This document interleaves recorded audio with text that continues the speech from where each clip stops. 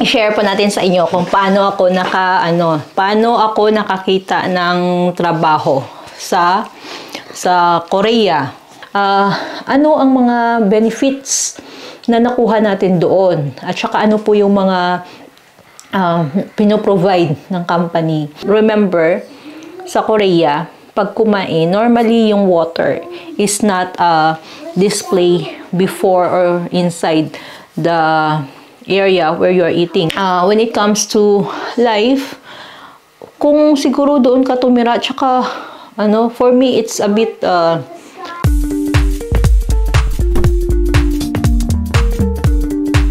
yan. Beatrice is asking.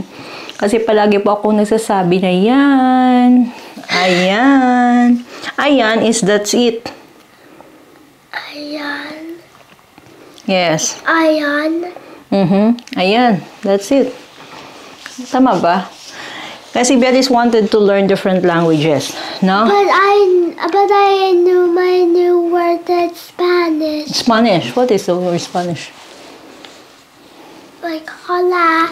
Hola, because of her friend that teach her to talk Spanish. And then last time, she wanted to have a French friend because you want to learn French. Yeah. Gusto din ma-learn ng French. I will say bonjour. Bonjour. Okay. But, What? bonjour. How you say how are you? Spanish. Spanish? Hola. ¿Cómo estás? ¿Cómo estás? Bonjour. How you say how are you in French? I don't know, Beatrice asking me how are you in French? Ça va? Oh, really? Bonjour, comment ça va? Buti ka pa alam mo. Ako hindi ko alam. You want also to learn German from Papa? No. Why? It's boring. It's boring. Hello in Japanese is konnichiwa. Ohayo gozaimasu. And English, how you say hello in English is hello. In Filipino, kamusta? Dami ng lingwahe eh. How about in Chinese? Did you learn from your friend Chinese? Chu? No. What did she say about hello? I know. She said, hola. Is that shishi? Shishi, Papa, no? The Chinese? Huh? Shay. Shay Shay. Because in Portuguese, it's going to P. Shay. Say Shay. Shay. How about your friend, the Brazilian? What did she say? Hola, too. No, how you say hello in Brazilian? I don't know. I'm not a Brazilian. So yun. Sion. So yun. Gusto ko ba natuto ng iba't ibang... Sion. Ito, look. You look there. Because we are vlogging. Hello. Hello? Hello? So ayan. Baby, because I will share them. Because I will share them kung paano po ako ang arte-arte. Dalaga na eh. Gusto niyo? I-share po natin sa inyo kung paano ako nakakita ng trabaho sa Korea. Okay. I don't know how to talk Korean. Korean? Me too. Can you teach me Korean? So, paano ako nakakita ng trabaho sa Korea? Sa Korea kasi, nung time na yon, mga 2012, naghahanap talaga sila ng mga Filipino. 2012? Yes, mga Filipino workers, na mga engineers yes, because there's a lot of projects. So, ilan ka sa Korea. So, yung time na yon, sa Philippines, you can have a lot of choices, a lot of options when you are applying abroad. So yun, ang sa Philippines kasi, we have a lot of agencies na dapat, if you want to apply outside, it should be accredited by the Philippine Overseas Employment Authority or POAA. So yun. So actually, nag-apply lang naman ako sa online. Nakita ko lang siya. What I mean is sa newspaper ko nga yun nakita eh. Tapos, nag-apply lang ako. Tapos, nag-response naman sila. So, after that, nag-submit lang ako ng mga documents na kailangan. So, yung agency na po yun ay malapit sa may Pedro Hill. I can't really remember the exact name of the agency kasi wala naman dito yung documents ko na. That was already 10 years ago. No. What? So, nag-apply ako doon sa department, nag-apply ako sa isang agency na ang office nila ay sa may Pedro Hill or malapit sa Pedro Hill or may Quirino. Basta along the road ng mga ganyan, nakalimutan ko.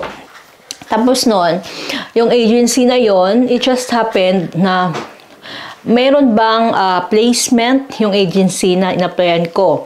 Yung agency na in-applyan ko ay wala pong placement fee. Wala po yung bayad. Bale, ang nangyari, the Korean company na naghahanap ng mga empleyado sa Pilipinas ay sila po ang nagbabayad sa agency once na hired na nila yung tao. So kami, wala kaming binayaran. Mostly may mga nagbabayad, may mga placement fee. Ako po wala. So, ayun, pag submit ko na, since legit naman po lahat ng mga natin sa resume, actually hindi po ako dumaan ng interview. Yun. In-approve nila, I submitted my documents. Nag-apply lang ako mga, kasi I still have job at that time eh. I was also waiting na ipapadala ako sa Australia at that time. Pero, nag-resign kasi yung manager ko sa Australian company. Pumunta na ng ibang bansa din. So, I decided also to find a job kasi mukhang malabo na magkakaroon pa ako ng, may ipapadala pa ako sa Australia. So, yun.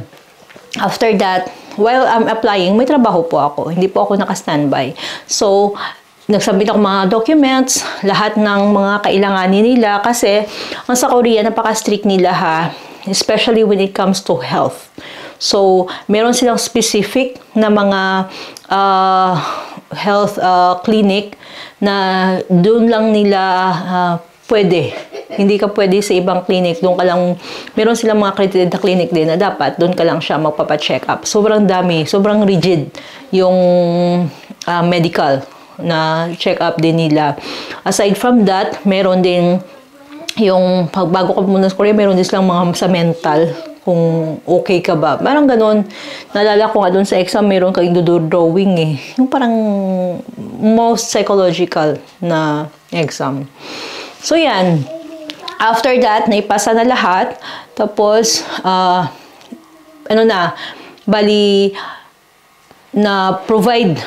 pinrovide na kami ng ticket. So, mga 1 week or 2 weeks lang yata, 1 month na processing lahat.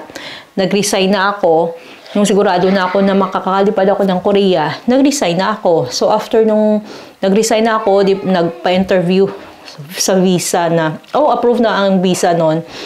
So, I can't remember din kung may bayad sa visa. Parang wala naman yata bayad sa visa din yun. So, after nung nagbayad ako, may visa na ako. Tapos, yun nga, lumipad na kami sa Korea. So, ano ang mga benefits na nakuha natin doon? At saka ano po yung mga pinoprovide ng company. So, yung company po, ang pinoprovide sa amin, so pagdating doon, provided yung ticket. Siyempre, libre naman yon.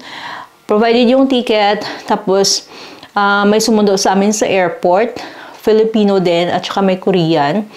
After nang may sumundo sa amin sa airport, inihatid kami sa aming accommodation. Yung accommodation po ay one person, isang unit. Parang studio type na unit sa building. So yung ako ay nasa 23rd floor, my love, no? I am 23rd floor, no? I'm on the 23rd floor. So, maganda pag nasa taas ka kasi hindi malamig. Yung iba kong mga kasama na lalaki, nasa 5th floor, sobrang lamig. Siyempre, hindi pa tayo sanay ng ganong season na negative 20, negative 21. Yun ang naranasan ko kasi doon eh. Tapos yun. So, when we arrived there, provided po yung accommodation. Yung accommodation natin. Tapos, after nung accommodation, provided din yung pagkain ng lunch. Tapos, provided din yung tapos may ticket, sa meal ticket kasi sila binibigay every month. Tapos yun, doon namin kinukuha parang 5,000 won yata. Or 5,000 won yung per meal, something ganyan. So yun ang inano namin. Yun ang meal ticket namin na kasama na po yun sa isang building na yun. Lahat nandun na po yun. May soup, may mga salad, may main dish, may prutas, yung mga ganun yung meal doon. Tapos when it comes naman sa aming train ticket, yun ay sagot po namin. Tapos yung phone, internet, at saka yung electricity. Medyo mahal yung electricity once na pag winter na, sobrang mahal ng electricity sa Korea. So, yung iba kong mga kasama, ang pinakamataas na nabayaran ko sa electricity, 140,000 won. So, $100 plus. Mag-isa lang ako noon. Tapos, hindi pa naman ako nag-stay doon kasi, di ba, nasa office naman. So, yan. Tapos, yung iba ko, mga umabot yata ng 200,000 won plus yung electricity nila pag winter. Sobrang lamig kasi. Tapos, yun. Yung internet, hindi yun provided. Hindi din yun provided yung sa electricity. Pero pag during naman sa work, kung ano po yung namin, yung naging benefits doon, is kung ano po yung benefits ng local na engineers, same po yun yung benefits na nakukuha namin. So, may mga binibigay din sila, may mga occasions sila na I can't remember what are those occasions na binibigyan kami ng like isang pack. No, it's okay, my love. I'm only vlogging here. It's like on 1 pack na ham na doon ko na natikman yung iba't ibang klase ng ham na it's actually taste good yung sa Korea. So, yun. Doon muna na doon ko yun na because that time binibigyan nila lahat ng mga empleyado. So, kung ano po yung benefits ng local, same din po yung benefits. So, yung sahod po ng local na engineers, same din po ng sahod namin na foreign. So, ganyan. Tapos, what are the other things there? What can I say about Korea? Korea is okay. Kasi naman, the best thing naman na natin doon sa Korea is yung kasi sa Korea, yung transportation is really good. The transportation is Korea is really, really good.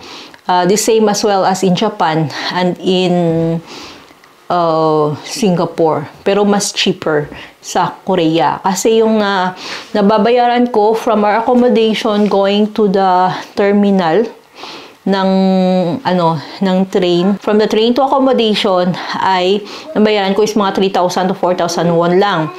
So, 1,000 is equal to 60 pesos. So, 60 times 4, so 240 lang, something ganyan.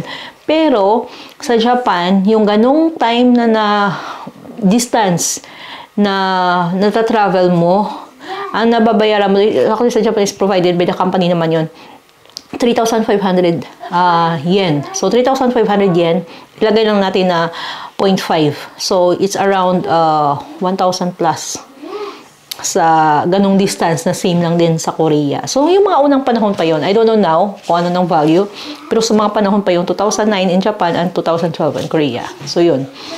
So, ganyan. So, yung lifestyle naman doon, actually, yung isa sa mga sa Korea, yung food, hindi po ako hiyang sa food sa Korea. As in, hindi ako lang yata yung Filipino. I'm not sure kung madami namang Korean fanatics, mga K-pop, as in they like kimchi so much. Ako po, hindi po ako hiyang sa kimchi and I don't hindi ko siya bet. So, kanya-kanya naman tayo ng tastes.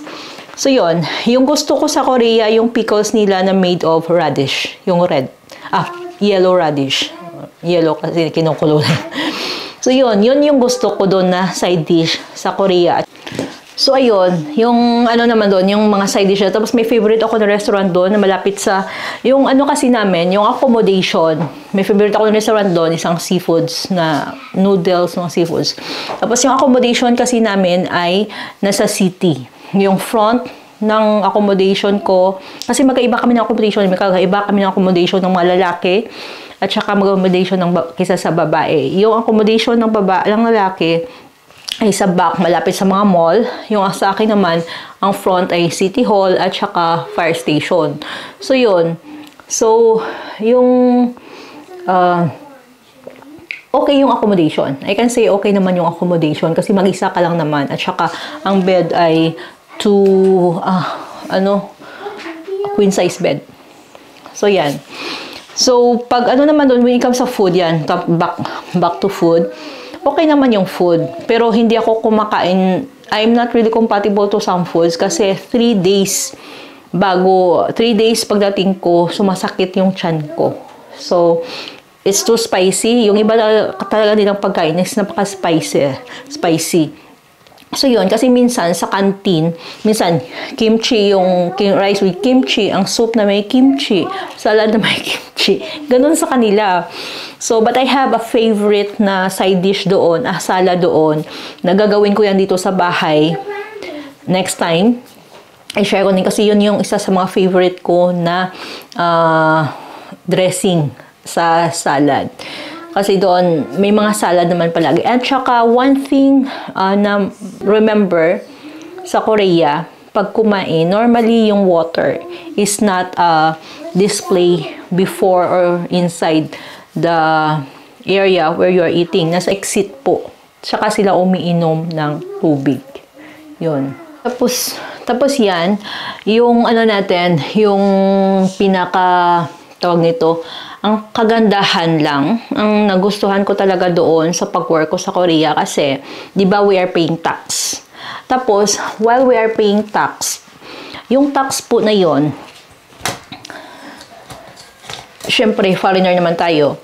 So, yung tax po ay pag-uwi po ninyo ay nadodoble po yung binabayad nyo na tax. But they will send it in your account pag nasa Pilipinas na po kayo. Hinihingi nila yan. Pinaprocess nyo. Tapos, kaya nga swerte nga yung mga tao na tumatagal doon sa Korea kasi nakakaipon ka talaga. Aside from talaga na for example, wala ka talagang ipon sa sarili mo. Pero, yung dahil sa tax na binabayaran mo, nadodoble yon pag uwi mo ng Pilipinas, dinodoble ng government yon. Because it's like, they are using your money to invest to something, tsaka binabalik nila, doble yon. Yung ganun. Ganun ang kagandahan sa Korea pag nagtatrabaho ka. So, ayan.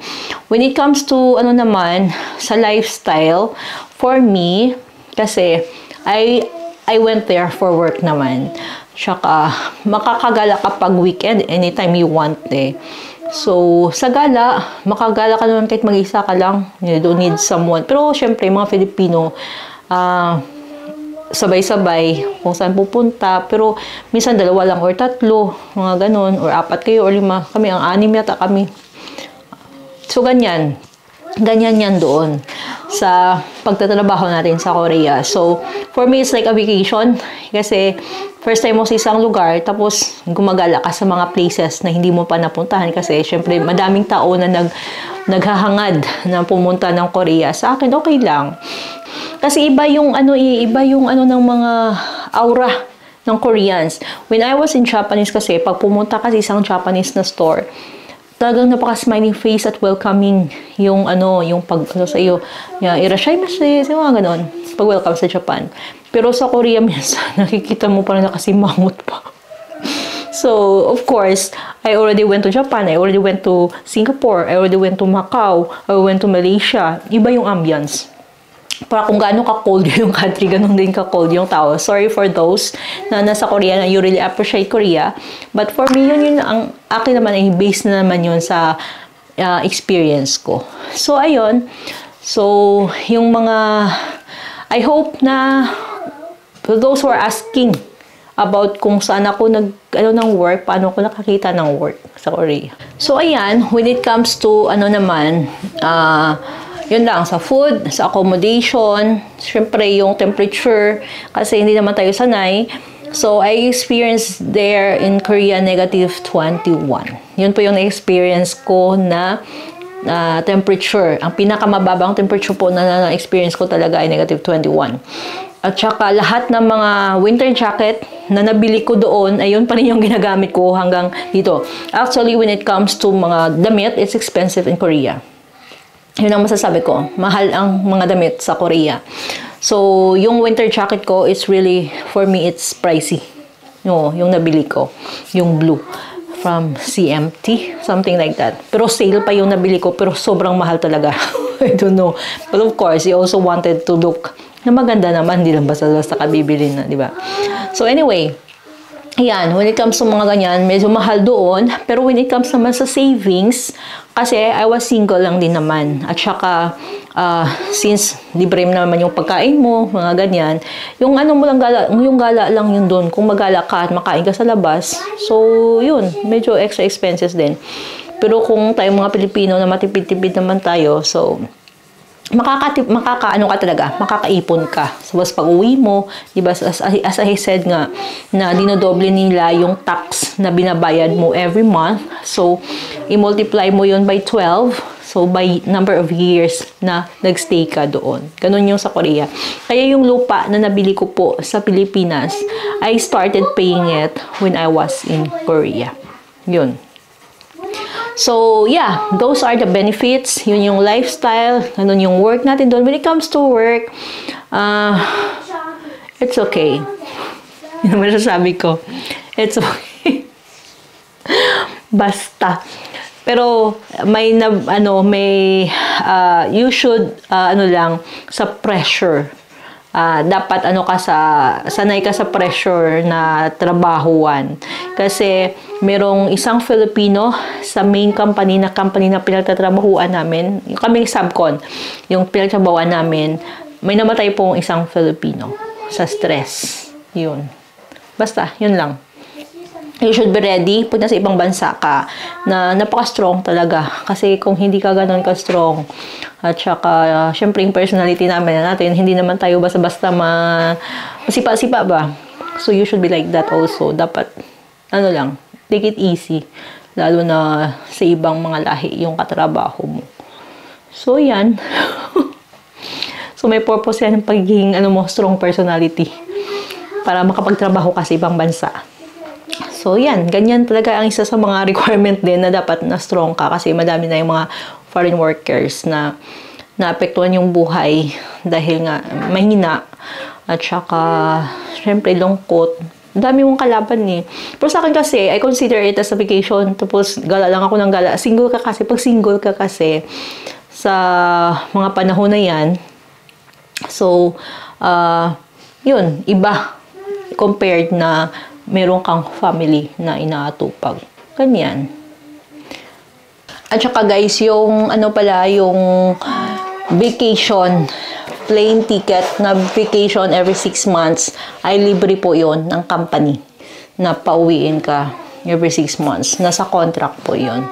So, tapos yung contract namin ay English din, na dapat English yung communication kasi yung project naman is international. English din yung language na ginagamit. Hindi Koreans, English. So, kaya yon normal lang naman yun. Pag international projects kasi sa oil and gas, syempre, English naman yun. English yung project. So, about kung gusto mo mag-invite ng family or friends sa Korea, meron dapat na merong invitation from na signed ng president. So, yung in-invite ko yung kaibigan ko at saka yung kapatid ko sa Korea dahil gusto nilang gumala. So, yun, may pirma. Kasi, sad to say, madami ding TNT sa Korea. Yun. Kasi, syempre, parang kung ang value kasi, kahit yung value ng, yung sahod kasi doon, as far as I know, mga operators sa mga manufacturing, malaki kasi yung sahod din nila. So, compare sa Pilipinas. So, kaya yun, marami talagang nag-risk na mag-TNT din doon. Kaya ako minsan nagsisimba ako kasi we live in Ansan City, a city of foreigners. So, that is actually, the city is 1 hour away from Seoul. We are working in Seoul, pero 1 hour yung travel namin. So, because if you will live in Seoul, napakamahal siguro ng renting ng condominium. Pero since na away from the sa center ng Seoul, so mas cheaper siguro. So syempre, yung pamasahe amin naman, hindi naman sa kanila. So yan, tapos yun ang kailangan. So, pag nagtente yung kaibigan mo, bahala ka, ikaw bahala kasi may perma ng presidente yun eh. So, ang hirap din mag-invite. Kaya naalala ko na lang, dito na lang eh. What if pala nagtente yung kaibigan ko? Hindi naman niya gagawin yun kasi maganda naman yung work niya sa Singapore as engineer.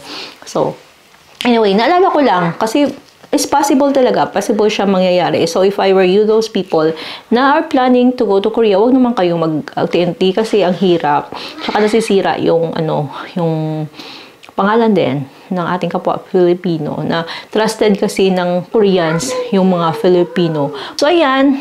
I hope na you will get an idea kung ano naman yung life doon, paano nag-apply. At saka, yan, ganyan yung life sa Korea. It is okay. It was an okay stay. Hindi naman talaga ako K-pop, hindi naman ako K-pop fanatic talaga. So, for me, I just work there, I just leave, I got my salary, and that's all. Ayan. Thank you for watching. Until next video. Bye!